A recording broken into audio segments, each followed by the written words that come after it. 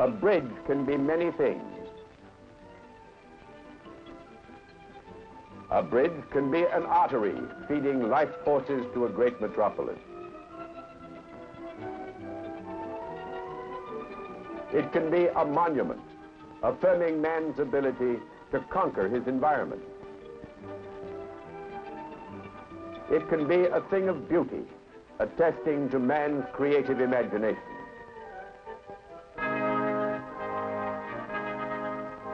A bridge can be all these things.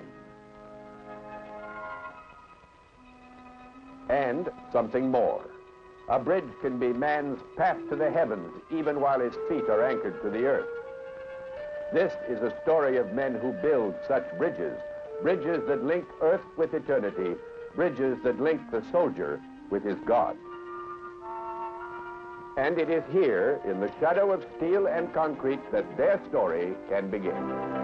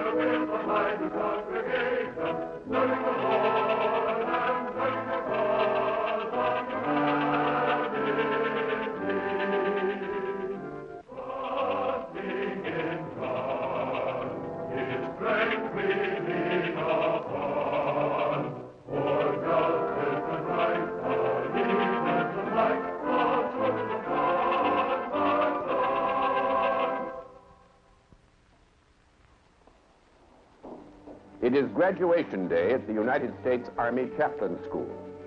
And for these clergymen, it is another beginning. Tomorrow is Challenge, a new congregation, the men and women of the United States Army. The path they will follow, and the story to which they will add yet another chapter, have roots buried deep in the foundations of American history. The symbols that form our national image speak silent testimony, affirming the unbreakable bond that has always existed between religion and the American way of life. The New World itself was a vision inspired by religious impulse.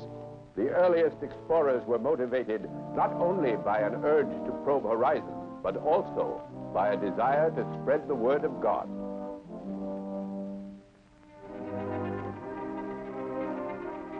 Like so many others who were to follow, the Pilgrims were driven to the New World by a need to practice their religion without restraint.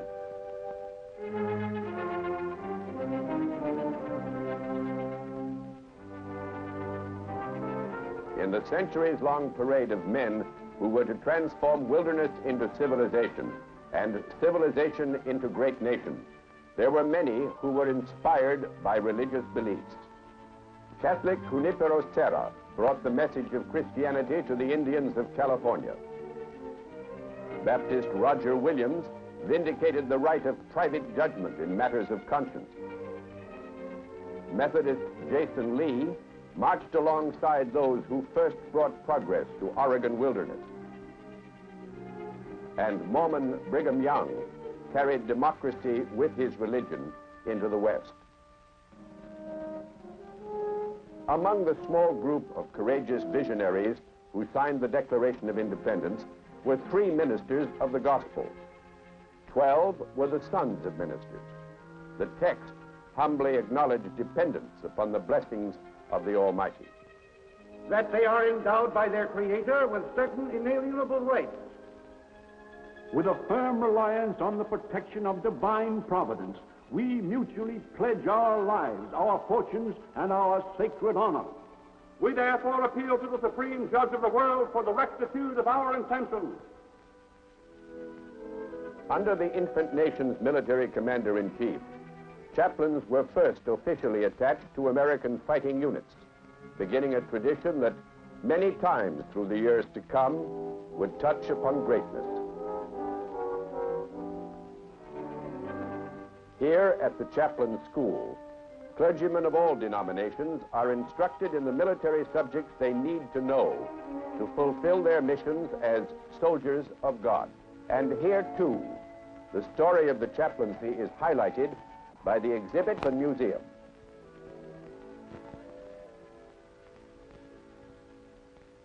Inside this building are preserved the memorabilia of the men who served their country and their God as military clergymen. I count it a privilege to share with you some of the paintings, photographs, and mementos that repose here. They are a graphic record of the role played by chaplains in American history. Clergymen have accompanied troops since ancient times among the Egyptians, the Romans, the peoples of the Old Testament. In America, the tradition was carried on when the colonies were still under British rule.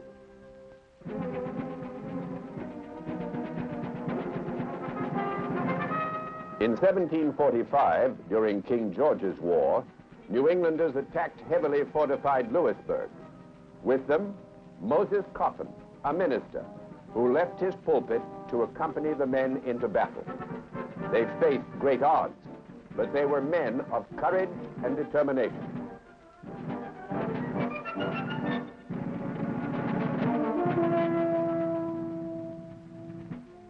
Moses Coffin, a minister who doubled as a drummer and was known as the drum ecclesiastic. For the ear as well as the spirit, he provided the steady forward beat of confidence that led to their victory.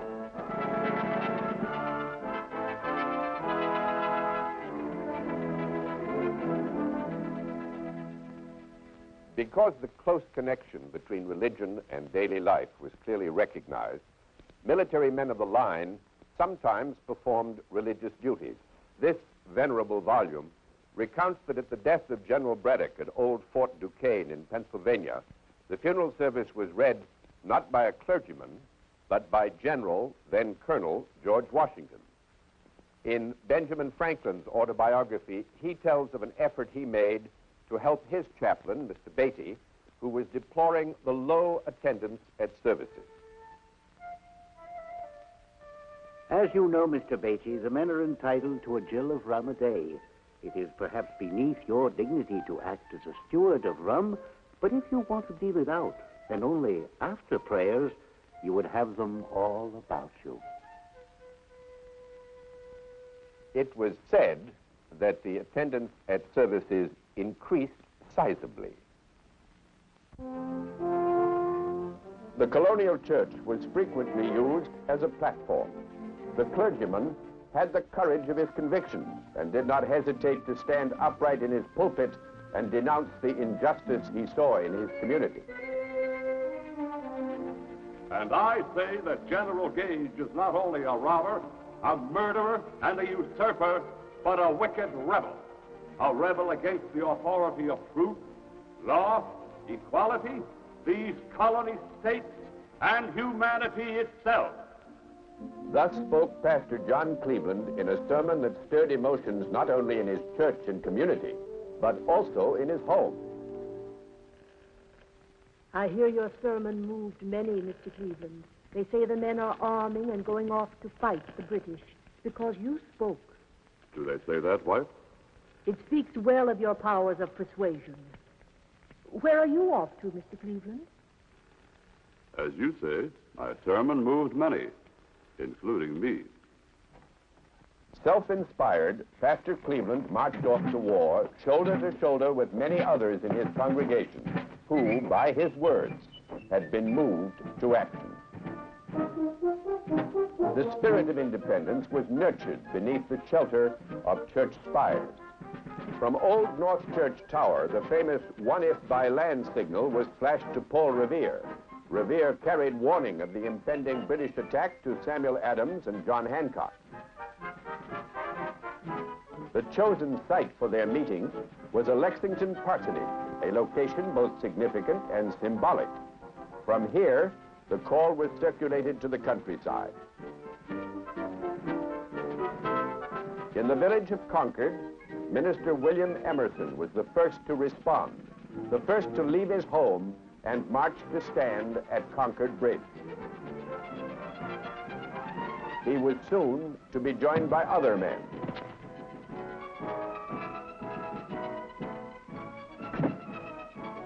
Their destination, the bridge at Concord. Their objective, to stop the British. Their march, a march toward freedom.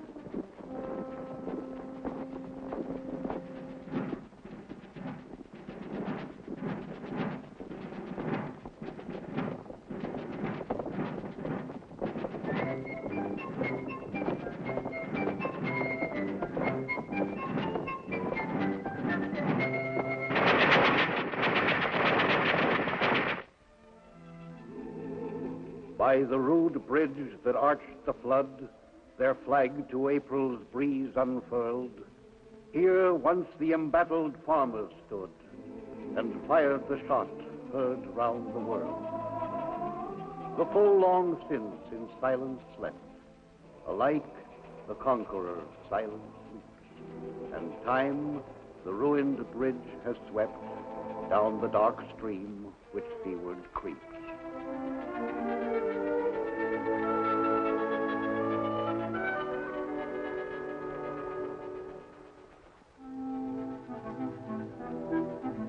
The Continental Army was just 2.5 months old when Congress passed an act providing for military chaplains. 179 were to serve in Washington's army. David Avery was one of them. At Breed's Hill, he carried medical aid and water to the wounded. Amid the harsh sounds and smoky confusion of battle, he was an element of solidity, a firm, dependable source of strength and spiritual renewal.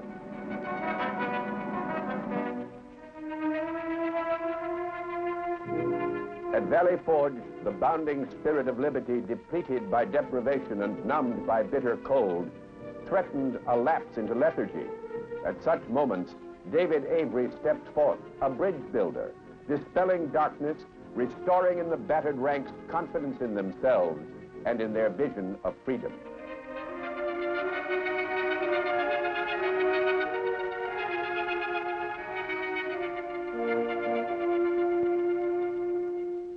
George Washington recognized the contribution made by David Avery and his fellow chaplains. As general and later as president, he was always to remain a strong supporter of the chaplaincy.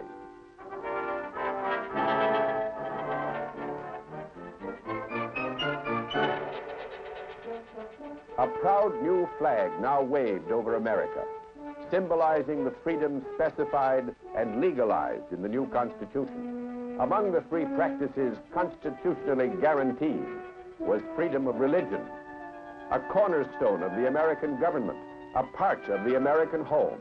Religion would be ever present in the new nation's future history. In 1838, a law was passed that provided for chaplains at many regular Army posts. 3 years later, the Navy specified that chaplains should be ordained ministers, a step that strengthened the status of the chaplaincy. In 1854, an attempt was made by some to abolish all chaplaincies, legislative as well as military, but Congress was not impressed. By the time of Abraham Lincoln, chaplains were a permanent part of the Army and the Navy. The President, the Commander-in-Chief of the Army and Navy, desires the orderly observance of the Sabbath by the officers and men in military and naval service. For this man of peace and compassion, destiny was readying a great national calamity. There came a war in which Americans would carry two flags, a war in which the man in gray and the man in blue would fight and die, each for a cause he believed just. A war in which the soldier would, more than ever before, need strong ties with the Almighty.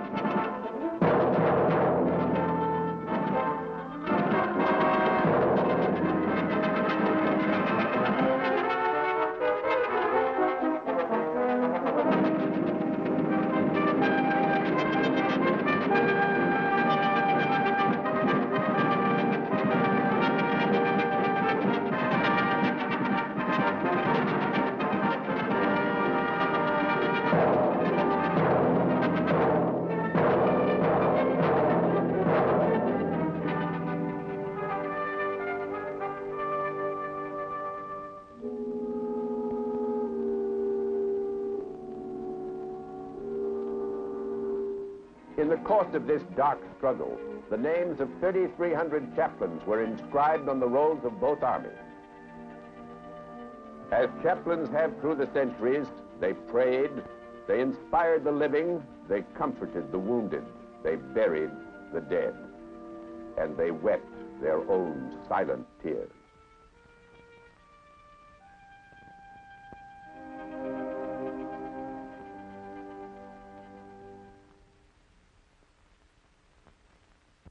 Even during the war between the states, Congress debated a proposal to save money by reducing the number of chaplains. Senator Clark of New Hampshire paid tribute to the value of the Army chaplains of that time.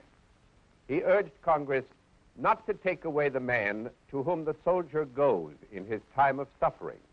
He was better left with the men.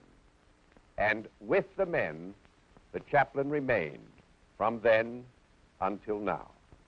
About the same time, President Lincoln wrote a letter appointing Rabbi Jacob Frankel as the first Jewish chaplain in the United States Army. The denominational makeup of the chaplaincy depends upon the religious preferences of those whom they serve. The chaplain goes where the army goes. In the last quarter of the 19th century, chaplains went west. In the late 1800s, one chaplain served as many as 5 Western Army posts, sometimes riding over 60 miles a day. The chaplain's appearance at a territorial fort was a welcome break in the routine days of loneliness and isolation.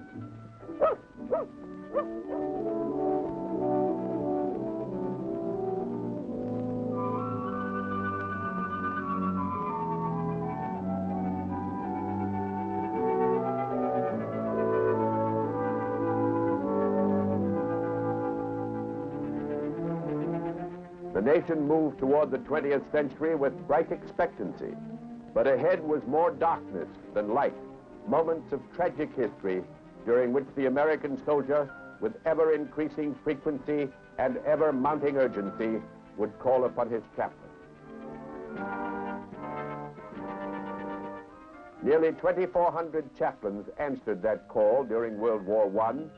They served in many ways. They helped to bridge the 3,000 miles of ocean between France and home. With the word of God, they bridged greater, unmeasurable distances. And with their own encouraging phrases, they fed warmth to souls chilled by the closeness of death.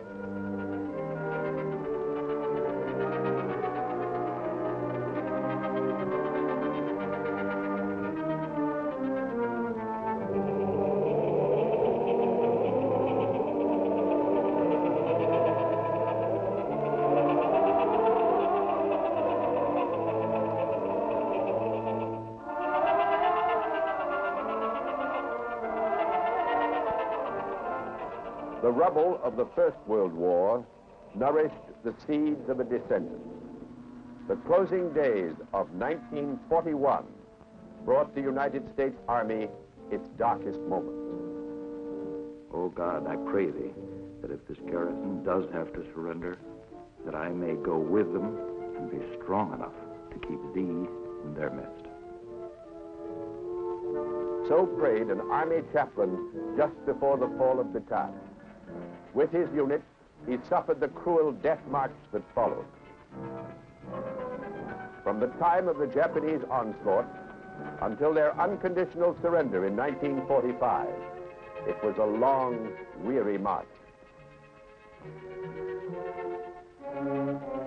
9,000 chaplains served the Army during World War II. 167 of that number did not live to see the final victory. In an Army chapel in Pennsylvania, an image of 4 men is preserved in glass. Chaplains of different faiths, they shared a common nobility. All were aboard the USS Dorchester when she was torpedoed in the North Atlantic.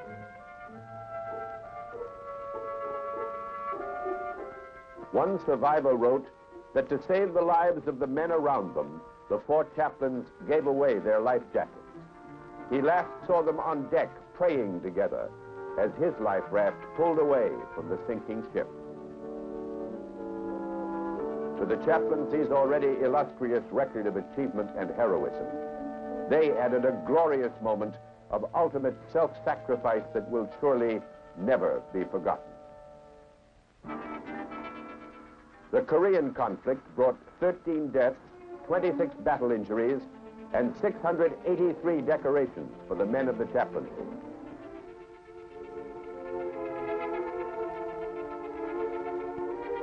One story will translate these statistics into human terms, that of the chaplain from Kansas who stayed behind to help the wounded, knowing he would be taken prisoner.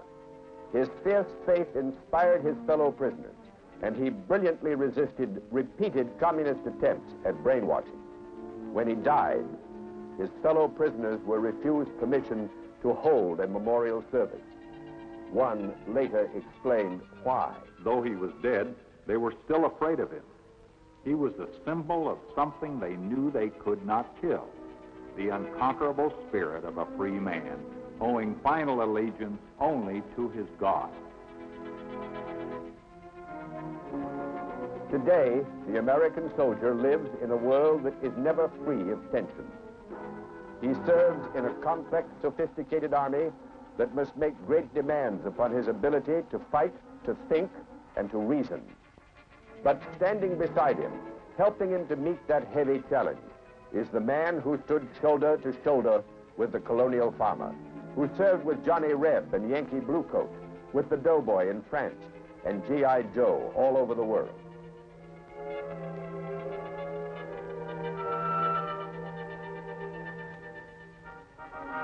The chaplaincy today is an indelible part of our national character, one of many ways in which we express our religious beliefs and keep faith with our religious heritage. In our nation's capital, a prayer room is provided for the members of Congress. Our currency reads, "In God we trust," and our Pledge of Allegiance speaks his name.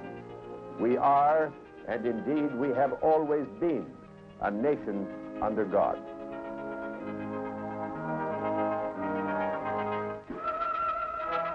As a nation, we have come far in 2 centuries. We have drawn strength from God-given abundance.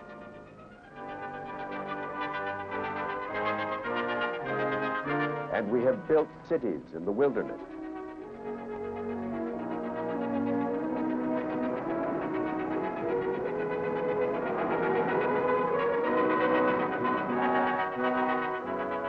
We have made reality of the dream. Freedom lives here, its domain stretching from an eastern sea to a western sea.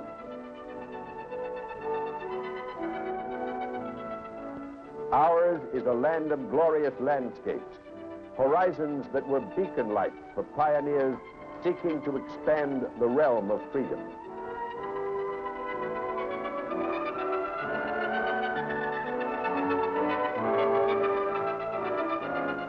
The landscapes are still with us, still a part of our heritage of natural beauty. And we have added to the landscapes with symbols of what we are and what we believe in. Symbols that give dimension to the many aspects of our national heritage.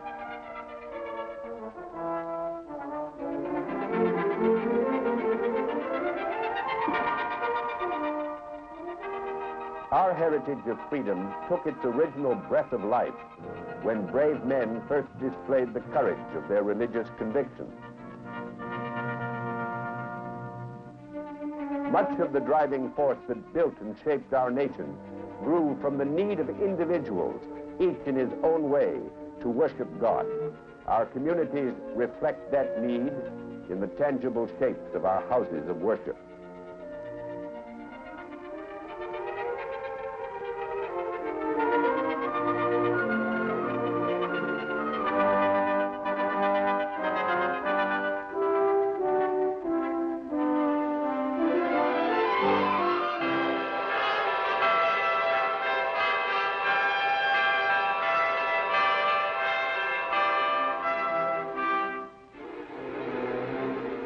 freedom to worship God. It is a need and it is a right. For the man in uniform, the need is gratified and the right exercised through the services of the men of the chaplaincy. They represent many different denominations, but they march united. Long before ecumenism became a general issue, the chaplains of the armed services had made it a reality. Their common ministry to a common need in support of a common American right draws together these men of so many different churches and creeds. Many things have changed since the days of the first Army chaplains, but the heart of man is the same as it was in 1775, and for thousands of years before that. It still cries out for the right to worship God. It is this cry that the American people seek to answer by providing the chaplaincy for the men and women of the armed services.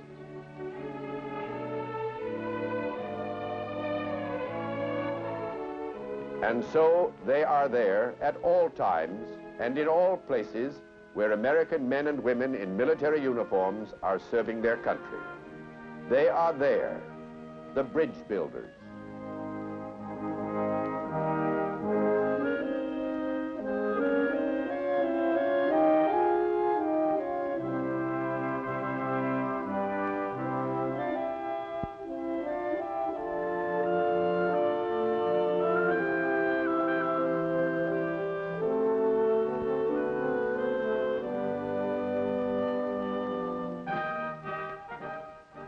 These clergymen, like their brothers in the Navy, the Air Force, and the Marines, go forth to serve the largest congregation in the world, to build more bridges, to write another chapter in the epic story of man and his God.